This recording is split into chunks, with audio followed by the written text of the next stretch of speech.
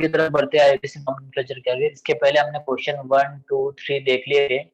अगर अभी तक आपने देखे नहीं तो एक बार चेक कर लेना क्वेश्चन नंबर 1, 2, 3 जो प्रीवियस वीडियोस में हुए थे। अब हम इस क्वेश्चन के बारे में बात करेंगे। यहाँ पे आपको लग रहा है कि यहाँ पे भी नंबर ऑफ फंक्शन दिख रहा है आपको कि नंबर ऑफ बहुत सारे फंक्शनल ग्रुप दिए हैं यहाँ पे। तो डेफिनेटली वही सीरीज अप्लाई करनी है जो कि हमने पहले अप्लाई की थी। कौन सी? Priority order, stability order. Okay, stability की मतलब जिस तरह से प्रायोरिटी सीक्वेंस बनाया गया था उसी हिसाब से इसको भी हम सिलेक्ट करेंगे, उसी हिसाब से इसको नाम दिया जाएगा। अब सिंपल है, यहाँ पे आपको फर्स्ट कंपाउंड ही दिख रहा है। यहाँ पे मैं थोड़ा सा स्पॉटलाइट कर देता हूँ इस कंपाउंड को। That is a particular functional group जो दिख रहा है आपको।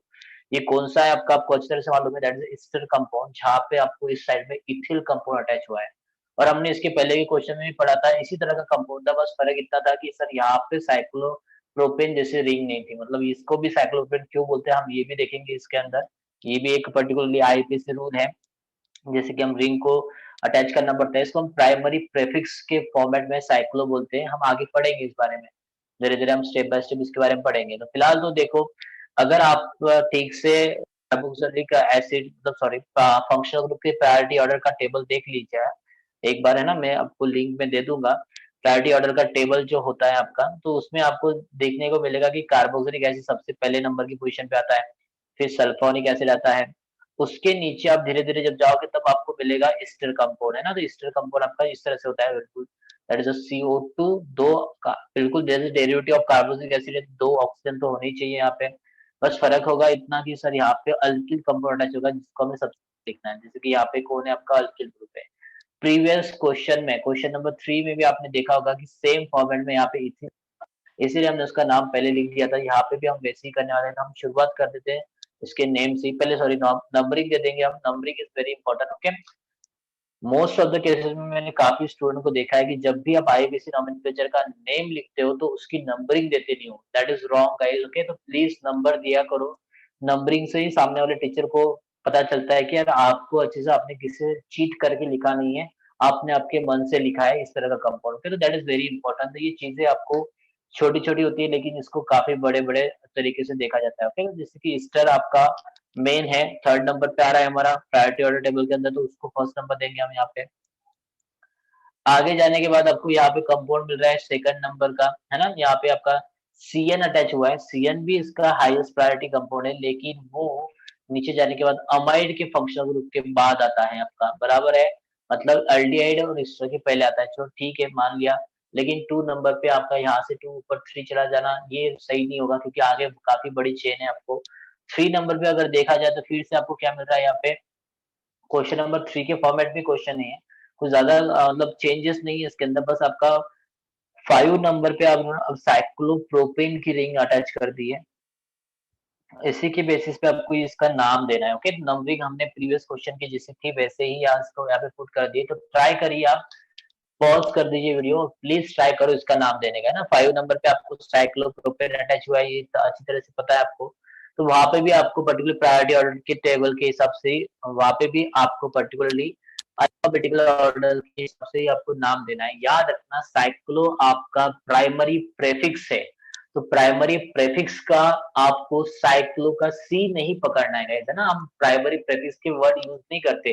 जैसे कि पर्टिकुलरली न्यूमेरिकल प्रीफिक्स का डाई, ट्राई ये भी हम यूज़ नहीं करते कभी, है ना? अल्फाबेटिकल में इसको लगाने की ज़रूरत नहीं होती है आपको। इस बात को आपने काफ़ी अच्छे से आपको समझ गया होगा। फिर क्वेश्चन में इसी फॉर्मेट में नाम था आपका। तो एक बार ट्राई करिए पॉज़ करके, नहीं आता है तो फिर मैं आपको सॉल्यूशन कर दूँगा, ओके? चलो ट्राई कर लो। होप सो आपने ट्राई किया होगा। ओके, चलो देख लेते हैं हम क्या होगा इसका नाम। देखो यहाँ पे इथिल इसलिए लिखना है क्योंकि आपको प्रीवियस क्वेश्चन में पता था कि अल्किल इसका अगर हम देखें फंक्शनल ग्रुप ईस्टर का अगर सफिक्स देखा जाए तो अल्किल के बाद स्पेस देके ओवेट किया गया होता है, बराबर है ना? ऐसे ही आपका सफिक्स दिया होता है। आपको मैंने ये लिख के दिया है सभी को, आप एक बार चेक कर लेना। अल्किल सबसे पहले दिया होता है तो इसीलिए इथिल को सबसे पहले लिखा है हमने। अब इथिल को कोई नंबर लिखना नहीं है, डेफिनेटली 1 को अटैच आपका ऑक्सीजन है, इथिल तो ऑक्सीजन को अटैच है इसलिए उसको नाम में हमने सफिक्स के फॉर्मेट में आगे लिख दिया। ओएट हम लास्ट में लगाएंगे जब हमारी चेन कंप्लीटली चेन का नाम दिया जाएगा। जैसे कि 7 मेंबर की है तो हम इसको हेप्टेन नाम देंगे। विद कंटिन्यू के डबल बॉन्ड है तो हेप्टेन आ जाएगा विद पोजीशन गाइस। ओके, चलो बढ़ते हैं आगे, क्या हो जाएगा अब इसका। यहाँ पे शुरुआत कर लो। यहाँ पे 2 नंबर पे क्या हुआ आपका साइनाइड, लेकिन साइनाइड का नाइट्राइल इज सफिक्स होता है, बट हमें यूज करना है इसका प्रीफिक्स। तो अभी यहाँ पे प्रीफिक्स क्या हो जाएगा आपका, साइनो हो जाएगा, है ना, सही है ना। प्रीवियस क्वेश्चन में भी हमने यही यूज किया था, इथिल साइनो, लेकिन कौन सी पोजीशन पे है वो लिखना जरूरी है। टू साइनो आ जाएगा यहाँ पे, चेक कर लीजिए आप सही जा रहा है कि नहीं आंसर। ओके, तो टू साइन होने के बाद यहाँ पे 3 नंबर पे देख लो, यहाँ पे कीटोन दिख रहा है आपको, दिख रहा है कीटोन। कीटोन को हम ONE लगाते हैं, लेकिन सफिक्स में हमने इसको यूज किया था ऑक्सो या फिर कीटो यूज किया जाता है, याद रखा करो। मोस्ट ऑफ द केसेस में हम ऑक्सो वर्ड यूज करते हैं, कीटो भी यूज किया जाता है, ऐसा नहीं कि कीटो नहीं यूज किया जाता, कीटो भी यूज कर सकते हो आप, ऐसे कोई प्रॉब्लम नहीं है। फिलहाल हमने ऑक्सो यूज कर लिया, प्रीवियस क्वेश्चन में भी ऑक्सो यूज किया था हमने।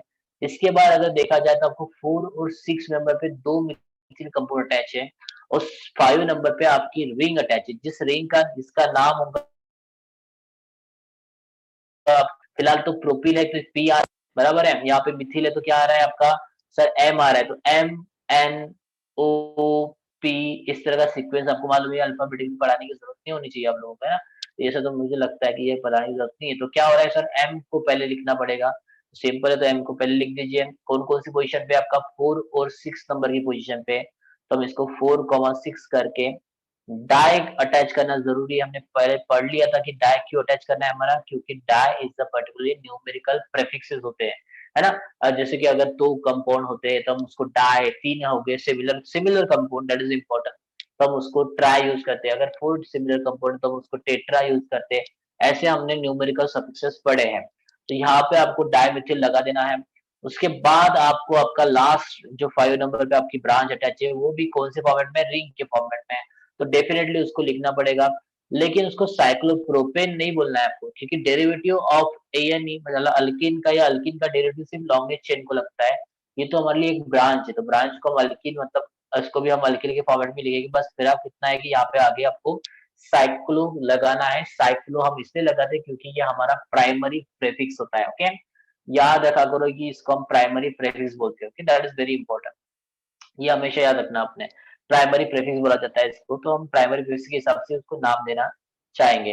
तो साइक्लो आगे क्या लिखना है आपको, डेरिवेटिव ऑफ अल्किल कंपाउंड, कितने रिंग, कितने मेंबर की रिंग है आपकी, 3 मेंबर की, तो इसको क्या आ जाएगा आपका साइक्लोप्रोपिल आ जाएगा, सही है ना। साइक्लोप्रोपिल है, आगे का मैं ये इरेज कर देता हूँ। होप सो आपको ये इधर साइड में जो लिखा था ये समझ में आ गया होगा आपको सीक्वेंस वाइज। जैसे मैं आपको दे दूंगा लिंक नीचे, तो आपने एक बार डाउनलोड कर लेना वो, है ना, तो या फिर मैं आपको डायरेक्टली इमेज डाल दूंगा तो वो आपने देख लेना। साइक्लोप्रोपिल आ गया यहाँ पे। उसके बाद आपको कंटिन्यू करना है लॉन्गेस्ट चेन का नाम, जो कि हमारी 7 मेंबर की रिंग अच्छे तरीके से हो रही है यहाँ पे, है ना, तो जहाँ पे आपने हेफ्ट कर देना है। अब आप चाहो तो हेफ्ट के पहले आप पोजीशन ऑफ है कार्बन कार्बन डबल बॉन्ड बता सकते हो, जैसे कि प्रीवियस क्वेश्चन में बताया था। फिलहाल तो मैं इसको हेफ्ट के बाद में लिख दूंगा 5 ENE कर देना है मुझे।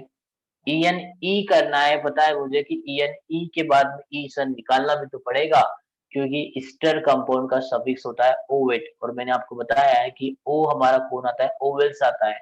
तो ओवेल्स जब भी हमारे एंट्री करेंगे तब हमें क्या करना है, प्राइमरी सफिक्स का ANE का लास्ट का ही, ENE का भी लास्ट का ही, और YNE का भी लास्ट का ही हम निकाल देते हैं। तो जैसे कि ENE का भी हमको लास्ट का ही निकाल देना पड़ेगा, तो ENE आएगा। अब सर एस्टर की पोजीशन कौन सी थी, आपको हमेशा पता है एस्टर पोजीशन हमेशा टर्मिनल होती है, तो एस्टर की पोजीशन बताने की जरूरत नहीं है। इन दैट केस सर अगर बता दी हमने, है ना, तो क्या होगा, कुछ भी नहीं होने वाला। आप बता सकते हो, ओवेट कर दो यहाँ पे, no problem, that is the name of this compound, तो ये ओवेट आ जाएगा आपका यहाँ पे सिंपल फॉर्मेट में, है ना। अगर नहीं बताना चाहते हो तो आप डायरेक्टली ऐसा भी लिख सकते हो, मैं और करके यहाँ पे लिख देता हूँ। याद रखना ये और करके जो लिख रहा हूँ ना, इसका मतलब ये नहीं कि यहाँ से सीधा शॉर्टकट मार दो, ये तो आपको लिखना ही पड़ेगा। बस मैं इसका बता रहा हूँ आपको और करके, ठीक है। इसका ही सिर्फ नाम दे रहा हूँ मैं आपको, तो चेक कर लीजिए आप कि इस तरह से भी नेम आया तो हमारा गलत नहीं होगा। क्यों गलत नहीं होगा, क्योंकि आपको सिंपल है सर, हम ऐसे भी उसको लिख सकते हैं, प्रीवियस क्वेश्चन में भी मैंने आपको बताया था। इसलिए 5 में अगर पहले लिख दूं तो कोई प्रॉब्लम नहीं है। हेफ्ट मैंने अगर लिख दिया, ENE उसी को लगा अटैच कर दिया, तो हेप्टीन कहाँ है, तो भी ENE की मतलब कार्बन कार्बन डबल बॉन्ड की पोजीशन 5 होगी, तो वही इसलिए लिखा है ना यहाँ पे। और ओवेट को 1 नहीं लिखा तो भी चलता है, मतलब लॉन्गेस्ट चेन का हेप्टेनोइड नाम आ जाएगा। ओके, हेप्टिनियोइड, दैट इज प्रोनाउंसिएशन थोड़ा सा अलग हो जाता है, लेकिन आपको नाम देना जरूरी होता है इस तरह से। होप सो आपको ये समझ में आया होगा। अगर कोई भी डाउट है इसके बारे में गाइस, तो प्लीज टेक्स्ट कर दीजिए नीचे, आपको दिया है टेक्स्ट बॉक्स नीचे मैसेज दिए हैं, अगर कोई प्रॉब्लम है तो पूछ लीजिए, कोई डाउट है तो वहाँ पे आप पूछ सकते हो। ओके, सो नेक्स्ट क्वेश्चन की तरफ बढ़ते हैं हम, क्वेश्चन नंबर 5 की तरफ। सो गाइस ये रहा आपका क्वेश्चन नंबर 5। काफी इंपॉर्टेंट है, देख के डर मत जाना क्वेश्चन को, है ना।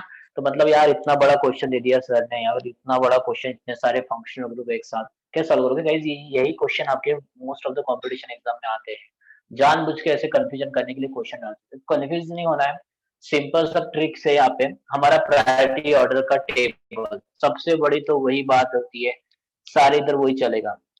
वो नहीं है तो आप कोई भी मतलब कंपाउंड का नाम लिखना बहुत ही मुश्किल हो जाएगा आपके लिए। तो that is a very important कि आपको इस तरह से कंपाउंड के नाम लिखना जरूरी है। ठीक है, तो यहाँ हम देख लेते हैं कंपाउंड के नाम किस तरह से लिख।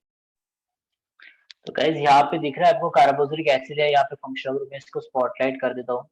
देख लीजिए आप, यहाँ पे दिख रहा है आपको carboxylic acid functional group, very important. और मैंने आपको प्रीवियस क्वेश्चन में एक्सप्लेन किया है कार्बोक्सिलिक एसिड आपका प्रायोरिटी टेबल में अंदर सबसे टॉप पे होता है।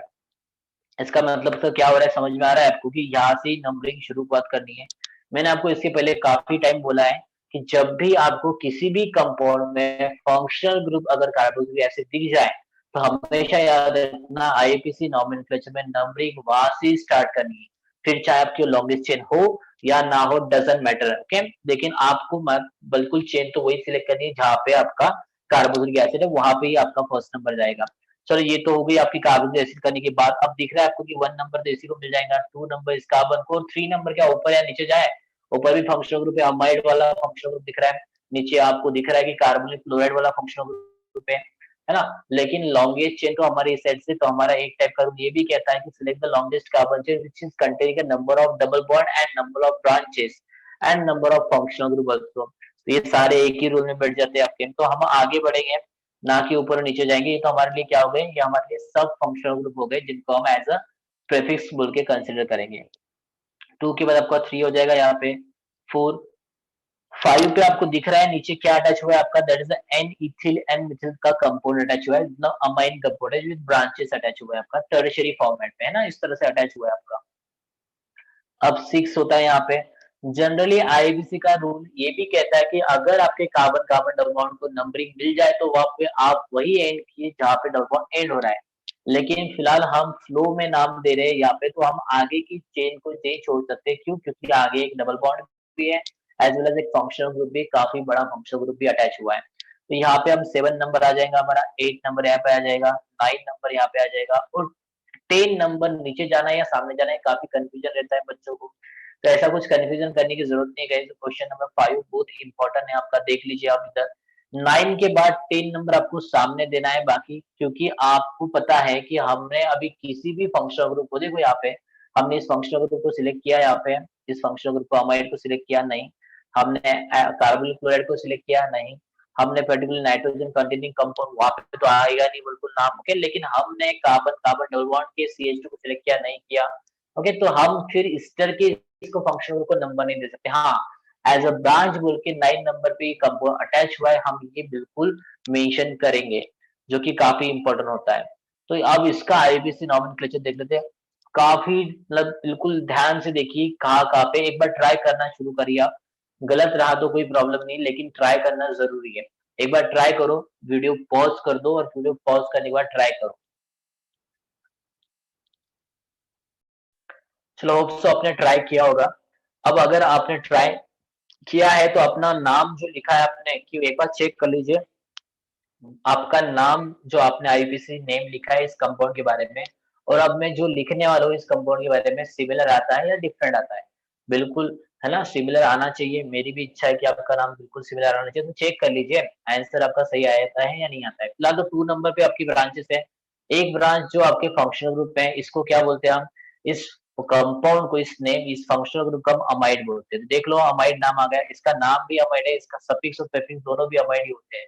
That is interesting thing. Okay, तो ये कंपाउंड जो है आपका नीचे वाला, ये जो कंपाउंड है आपका, ये इसको हम क्लोरोकार्बोनिल कंपाउंड बोलेंगे। ओके, जिससे कार्बोनिल क्लोराइड बोलते हैं हम, इट्स कॉमन नेम, बट यहाँ पे प्रेफिक्स बोल के आपको क्लोरोकार्बोनिल से इसको डिनोट करना है। ठीक है, तो मैं यहाँ पे इसको नाम दे देता हूँ क्लोरोकार्बोनिल। चलो एक बार ये मतलब सारे नाम मेंशन कर दो ताकि फिर आप और एक बार ट्राई कर सको, ताकि और इजी हो जाए आपको। अब ये 5 पे अटैच हुआ है नाइट्रोजन कंटेनिंग कंपाउंड, जिसको आप इन ब्रैकेट लिखना है, एन ब्रैकेट के अंदर क्या लिखोगे आप सर, एन इथिल लिखना है हमको यहाँ पे, है ना, इसको हम बाद में इरेज कर लेंगे, डोंट वरी, एन इथिल, और बाद में आपको एन मिथिल करके ब्रैकेट को क्लोज कर देना है। याद रखना आपको इस तरह से इसका नाम मेंशन करना पड़ेगा, 5 के बाद इस तरह से एन इथिल, एन मिथिल, और बाद में आपको क्या करना है सर, हम ब्रैकेट क्लोज करने के बाद अमीनो कर देंगे इसको, ओके, अमाइन नहीं करना है, अमीनो कर देना है आपको। 6 नंबर पे आपका जो कंपाउंड अटैच हुआ है, हम सीक्वेंस से अल्फाबेटिकल सीक्वेंस से जा रहे हैं, ये बात बिल्कुल दिमाग में बैठे रखना है ना, तो यहाँ पे ये ज्यादा जरूरी है, अमीनो आ रहा है आपका इसको वजह से, लेकिन इसको अटैचमेंट आपकी ब्रांचेस थी, इस वजह से इसकी नंबरिंग भी आगे चली गई थी। 6 नंबर पे आपका ये कंपाउंड है, जो कि इसको कंपाउंड को आपको 6 को बोलना है methylene compound, that is CH2 compound है, तो इसको आप नाम क्या देंगे, that is a compound which is known as a methylene, okay, ये भी याद रखना जरूरी है आपको कि इसको मिथिलीन कहा जाता है। आगे बढ़ते हैं, 8, 9 और 10, हमने 9, 10 नंबर तो हमने ईस्टर कंपाउंड को दिया ही नहीं, क्यों दिया नहीं, क्योंकि मैंने ही कहा था आपको कि आपको 10 नंबर पे एज अ पर्टिकुलर ब्रांच के हिसाब से आपको नाम देना है। तो आपका जो 9 नंबर पे अटैच हुआ है वो एक स्टेरिक कंपाउंड है, दिख रहा है आपको, दैट इज ऑक्सीजन, जिसको अल्किल कंपाउंड है, that is carbonyl compound, ester format में, तो काफी मोस्ट इंपोर्टेंट, इसमें काफी गलतियां हो जाती है बच्चों की, तो 9 नंबर है आपका, याद रखना, प्रोपोक्सी कार्बोनेट बोलेंगे हम इसको, ओके, यहाँ पे हम लगा देंगे propoxy, sir why we called as a propoxy, दिख रहा है ना आपको, ऑक्सीजन C3H7 लगे हुआ है, तो क्या नाम आएगा इसका, प्रोपोक्सी नाम आ जाएगा। कार्बोनिल आपको इसलिए लगाना है क्योंकि C और O कंटेनिंग है आपका, तो प्रोपोक्सी जैसे नाम लिख दिया आपने, उसके साथ कार्बोनिल लिख दिया, तो सामने वाले को बिल्कुल समझ में आ जाएगा कि that is a steric compound है आपका, क्योंकि हमें नाम पे से भी स्ट्रक्चर बनाना जरूरी होता है। ये सिर्फ मैं आपको बता रहा हूँ, अभी तक मैंने आपको पूरी तरह से नाम लिखना दिखाया नहीं, ओके, तो हम वो बाद में देखेंगे। और लास्ट में आप क्या करोगे सर, 10 नंबर की चेन है, तो हमारा क्या आ जाएगा, डिकेन आ जाएगा, लेकिन डिकेन के साथ सर डबल बॉन्ड भी है, तो यहाँ पे 4 और 7 नंबर की पोजीशन पे 2 डबल बॉन्ड अटैच हुए, तो 4 और 7 पे हम क्या करोगे, 2 है इसलिए हम डाई का यूज करेंगे, EN ही लगाना है हमको, ये मत भूलना, डाइन कर देंगे, लास्ट वाला ई निकाल के ओइक एसिड भी लगाना है हमें, क्योंकि हमारा रूल्स है ना, ओवेस वाला रूल। तो चलो ट्राई कर लो, फिर से पॉज कर लो, फिर से एक बार ट्राई करो, अगर आता है तो बहुत ही अच्छी बात है, अब तो मैंने सारे बता दिए आपको किस तरह से किसके नाम होते हैं, तो फिर से सीक्वेंस के हिसाब से नाम लिखना है आपको, तो ये याद रखना आपने, चलो ट्राई कर लो एक बार।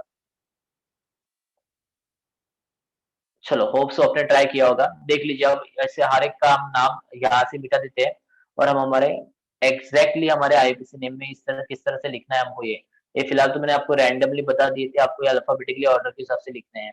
होप सो आपने ट्राई किया होगा, अगर आपने ट्राई किया तो इस क्वेश्चन का आंसर आपके क्वेश्चन क्या है, आपके आंसर से मिलता है या नहीं मिलता है, ये चेक कर लीजिए आप, ठीक है, यहाँ पे मैं इसका नीचे नाम लिख देता हूँ, आप ट्राई करो अपना क्वेश्चन, आप एनालिसिस कर लो।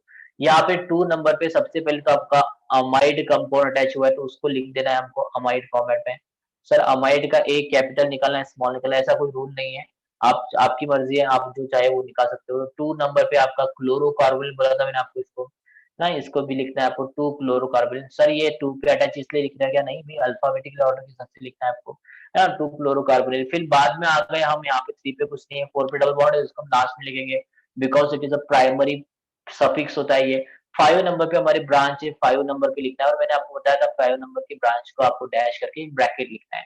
तो एन को अटैच कौन है आपको मालूम है, कैपिटल फॉर्मेट में लिखना होता है, तो एन इथिल आ जाएगा, डैश करके मैं अमी मिथिल भी कर देता हूँ इसको, ठीक है ना, एन मिथिल, और अमाइन नहीं देना है आपको इसको नाम, अमाइन हम इसको सफिक्स में बोलते हैं, इसको हमें बोलना है अमीनो, थोड़ा बड़ा नाम है, थोड़ा एडजस्टमेंट करके लिखना पड़ेगा, अमीनो आ जाएगा, है ना, यहाँ पे। उसके बाद में अभी चेन खत्म हुई नहीं गाइस, ओके, तो that is very important. 6 number पे आपका क्या आ रहा है sir, carbon, carbon double bond containing CH2 molecule, तो इसको क्या बोलना है आपको, 6 मिथिलीन बोल देना है, जगह नहीं है इसलिए मैं नीचे लिख दूंगा नाम इसका, ठीक है, तो यहाँ पे मिथिलीन, यहाँ आपको सीधा स्ट्रेट लाइन से चलना है ना, अब मुझे जगह नहीं है, वैसे आपकी बुक भी कोई बड़ी नहीं होगी, तो आपको भी ऐसे ही करना पड़ेगा। मिथिलीन के बाद में डैश करके आपको देखना है कि 9 नंबर पे कौन है, उसके बाद तो 9 नंबर ही आ रहा है, 7 पे डबल बॉन्ड है, लेकिन हम वो एंडिंग में लिखेंगे, ठीक है ना।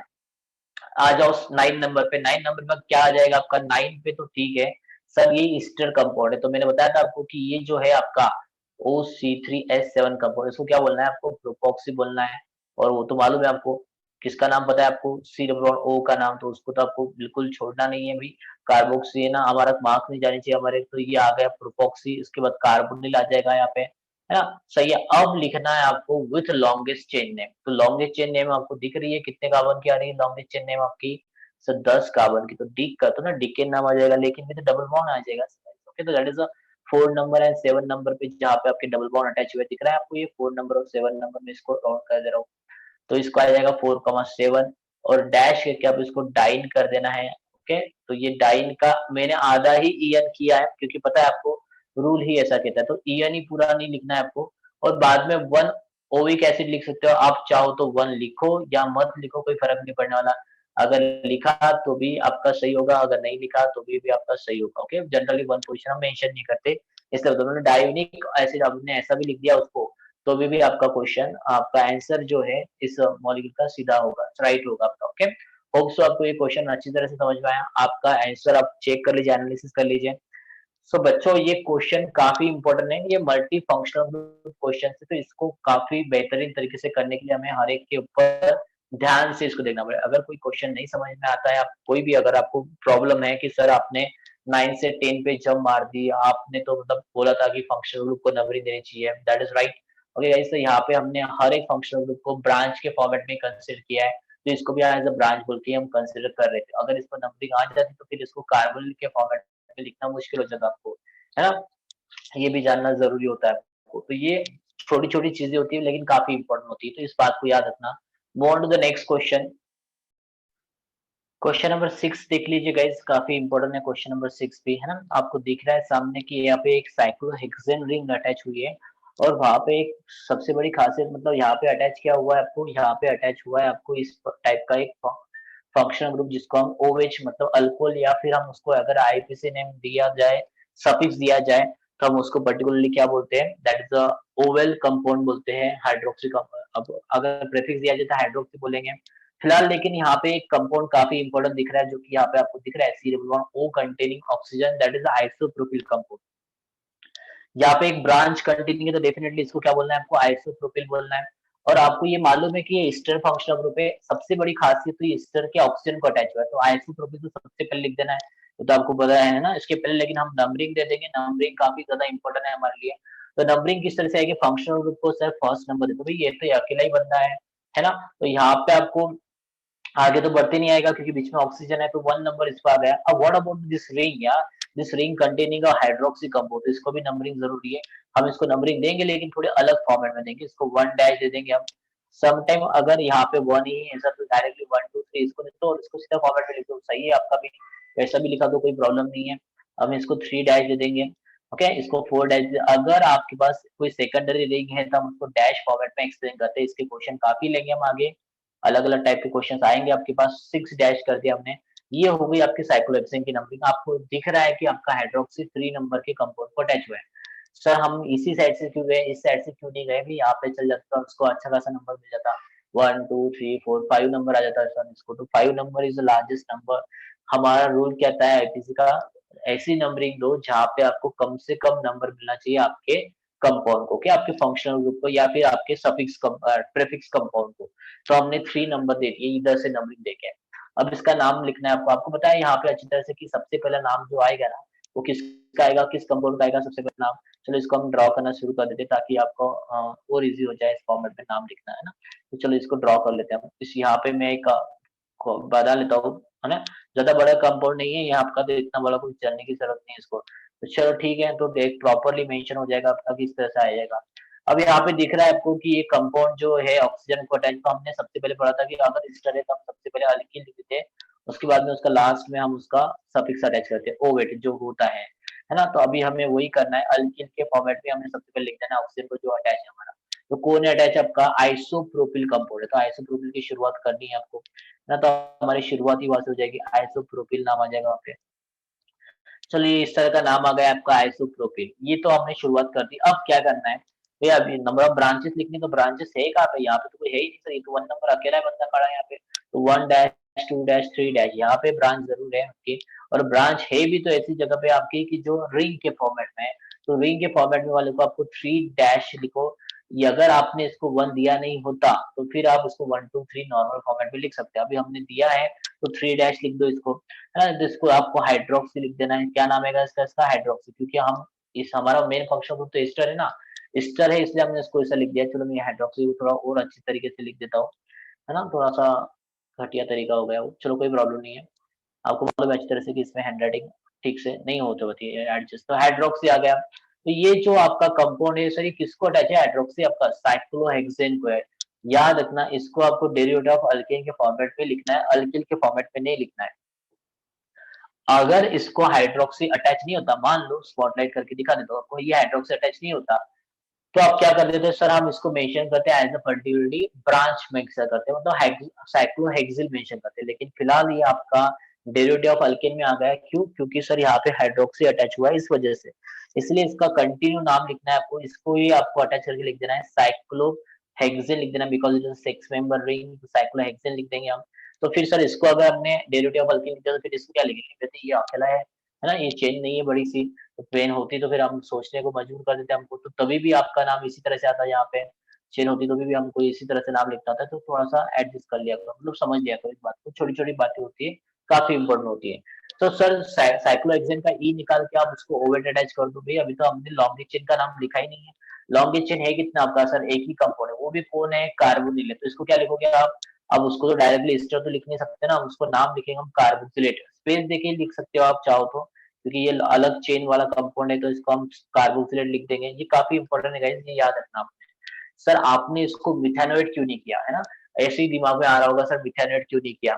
देखो, मिथेनोएट आप कर सकते हो बिल्कुल, लेकिन ये आपका ईस्टर कंपाउंड है, तो इसमें आपको कार्बोक्सिलेट करना ज्यादा इंपॉर्टेंट बनता है। तो मैं अगर आपको बताऊं कि सर इसका अगर इथेनॉइड आंसर आ गया तो क्या रॉन्ग होगा? बिल्कुल भी नहीं। मैंने आपको पहले ही बोला है आप मिथेनॉइड कर सकते हो, तो आप इसका अनदर नेम आपको मिथेनॉइड में फॉर्मेट में भी लिख सकते हो, क्योंकि एक ही कार्बन है, एक ही कार्बन को आप मीथेन बोल सकते हो और उसका ई निकाल के ओवेट अटैच कर सकते हो, बिल्कुल कोई प्रॉब्लम नहीं है। जैसे कि हम कहते हैं ना फॉर्मल्डिहाइड कंपाउंड को जो होता है हमारा, ये इसका कॉमन नेम फॉर्मल्डिहाइड हो गया, और इसको अगर आईयूपीएसी नेम देना है इसको मिथेनॉल नाम दे देते हैं हम, बराबर है। हम मिथेनॉल नाम दिया हमने, तो ये इस फॉर्मेट में भी आ सकता है आपका इस तरह से। ओके, तो ये मिथेनॉइड भी सही आंसर होगा, ये भी सही है, और कार्बोक्सिल नाम दोगे तो ये भी सही है, दोनों भी एब्सोल्युटली राइट क्वेश्चन, राइट हो गया। ओके, होप सो आपको ये पसंद आया होगा। क्वेश्चन नंबर 6 अब आज हमने जो लिए क्वेश्चन काफी इंपॉर्टेंट है, 4, 5 और 6 क्वेश्चन नंबर, प्लीज इसको रिवाइज करो अच्छी तरह से। और गाइस अभी तक आपने हमारे चैनल को सब्सक्राइब नहीं किया होगा तो प्लीज हमारे चैनल को सब्सक्राइब कर दीजिए। आज का सेकंड पार्ट सेकंड था ये वीडियो का, ऐसे हम काफी पार्ट बनाने वाले हैं जो कि आपको इससे बेहतरीन, काफी बेहतरीन आईयूपीएसी नोमेनक्लेचर के बड़े-बड़े कंपाउंड जो कि एडवांस लेवल पे नीट जेईई या फिर आईआईटी एग्जाम जैसे एग्जाम है, नेट सेट गेट जैसे एग्जाम में पूछे जाते हैं, ऐसे सारे क्वेश्चन हम यहाँ पे कराएंगे आज। ओके, तो ये प्लीज ये क्वेश्चन नंबर 6 था। अगले वीडियोस में जो जिसका आपको वेट रहेगा, इंतजार करो, अगला वीडियो जब आएगा तब उसमें भी आपको 7, 8, 9 हम 3-3 क्वेश्चन एक-एक वीडियो में कर रहे हैं ताकि आपका सारे मैटर्स क्लियर हो जाए। तो ये काफी इंपॉर्टेंट है, और प्लीज अगर चैनल को सब्सक्राइब नहीं किया तो पहले सब्सक्राइब कर दीजिए, आप बेल आइकॉन पे क्लिक कर दीजिए, लाइक कर दीजिए। अगर आपको ये नोमेनक्लेचर अच्छी तरह से समझ में आए तो प्लीज लाइक करना मत भूलिए लेक्चर को। Okay, thank you very much.